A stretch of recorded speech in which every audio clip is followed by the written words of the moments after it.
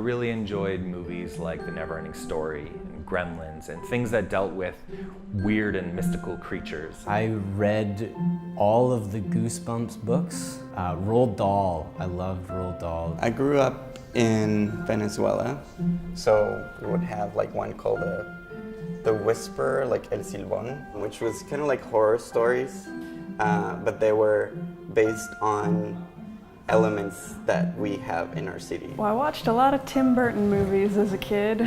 That's definitely come into play in Weirdwood a lot. There's a lot of stripes and a lot of unusual little animals running around. I loved Chronicles of Narnia. I read all 7 beginning to end countless times. I just loved that world. I grew up with Soviet literature. One of the things that I remember reading as a teenager was about a boy and his dog. My father, he really wanted to be a game programmer, and so what he would do is come home with these CDs that helped you read.